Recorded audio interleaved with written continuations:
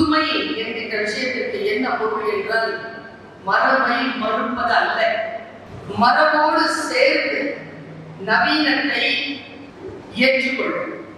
யார் ஒருவர் மரபையும் நவீனத்தையும் மிக சரியான பாதத்தில் இணைத்துக் கொண்டு முன்னேறுவார்களோ அவர்கள்தான் சாதனையாளர்களாக இருக்கிறார்.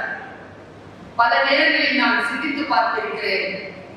உண்மையான சாதனையை சிலர் பெற வேண்டிய சூழ்நிலையில் பெறாமல் போவதற்கு என்ன காரணம் என்றால், ஆங்கிலத்தில் சொல்வார்கள் நம்முடைய கிரவுண்ட் ரியாலிட்டி. யார் ஒருவர் தன்னுடைய கிரவுண்ட் ரியாலிட்டியை நேட்டிவ் ரியாலிட்டி என்று சொல்வார். நம்முடைய பண்பாடு மண் சார்ந்த அந்த உண்மை தன்மையை புரிந்து கொண்டு அதன் மீது கால் பதித்து நாம் எதை எதிர்பார்க்கின்றோமோ அந்த இலக்கை நோக்கிய பார்வையை செம்மைப்படுத்திக் கொண்டு நம்முடைய சிறகுகளை மிக பலம் கொண்ட அளவிலே பயிற்சியுடன் கூடிய அளவிலே பலத்தை சேர்த்துக் கொண்டு பறந்தால் உண்மையிலேயே இலக்கை அடையலாம்.